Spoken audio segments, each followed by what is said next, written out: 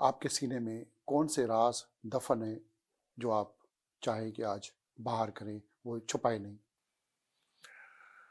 راز تو بھٹو صاحب دیکھیں، راز کیا ہوتا ہے؟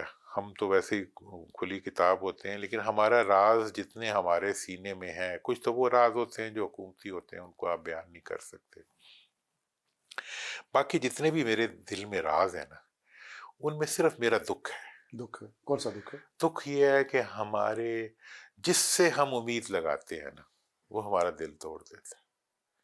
جس سے ہم یہ توقع کرتے ہیں کہ یہ اس ملک کے لیے کچھ کرے گا، اگلے دن پتہ چلتا ہے وہ بھی مادہ ہی نکلا، وہ جو ایک محاورے ہیں جس کو دم اٹھا۔ ماضی میں لوگ آپ سے بھی امید لگا کے سیاست سمجھنا سیکھنا چاہتے تھے، پھر وہ امیدیں لوگوں کی آپ نے بھی تباہ کر دی۔ دیکھیں، میں نے تو سیاست میں بچپن سے لے کے اب تک پوری کوشش کی ہے کہ ایک سیاسی شعور دوں۔ میں نے اتنا، اللہ تعالیٰ نے میرے پہ اتنی مہربانی کی ہے کہ میں خود اس گندگی میں نہیں لتھڑا جس کو میں اچھا نہیں سمجھتا۔ آپ کی سیاست جو ہے اس کا مالک عوام ہے یا نظام؟ ابھی تو میری سیاست کا مالک جو اس وقت تو میں خود ہی ہوں۔ خود ہی ہے، کوئی نہیں ہے، نظام عوام عوام اور نظام دونوں کے نہیں۔ دونوں کے اس وقت تو نظام کے ہم نیچے آتے نہیں ہیں، کیونکہ نظام پورے کا پورا جو ہے وہ خاندانوں کا ہے، ٹھیک ہے نا جی۔ عوام بیچاروں کو انہوں نے کالا نام بنایا ہے، ان کی کوئی سنتا نہیں ہے۔ عوام کی لوٹی ہوئی دولت جو آپ کافی عرصے سے کہہ رہے ہیں واپس آئے، کیا آئے گی؟ امید لگتی ہے؟ دیکھیں جی، عوام کی لوٹی ہوئی دولت کا تو یہ پرابلم ہے کہ یو این نے اس کے اوپر ریزولوشن کر دیا، سوئس کورٹس نے اس کے اوپر دوبارہ ریزولوشن آپ کر جائیں گے دیا۔ اس پہ؟ تو میں تو عدالت میں گیا، عدالت نے ابھی یہ جب بنی ہے نا، یہ کون سے کورٹس، نئے کورٹس جو بنے ہیں، شریعت کورٹ، 2012 سے میرا کیس لٹکا ہوا تھا، انہوں نے آ کے اس کو فارغ ہی کر دیا۔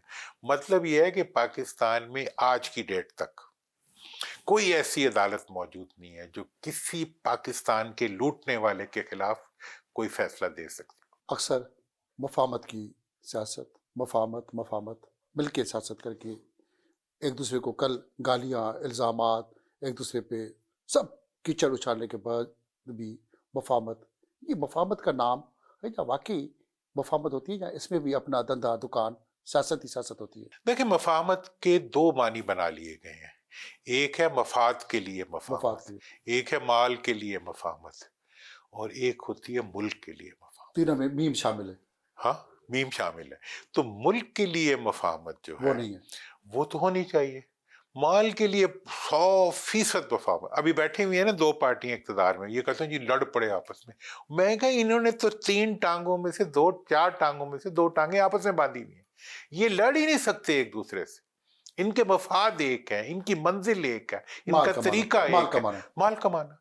تو یہ کیسے آپس میں لڑیں گے؟ نہیں لڑیں گے، حتیٰ کہ یہ ان لوگوں کو بھی خرید لیتے ہیں جو ان کو ٹھیک کرنے آتے ہیں۔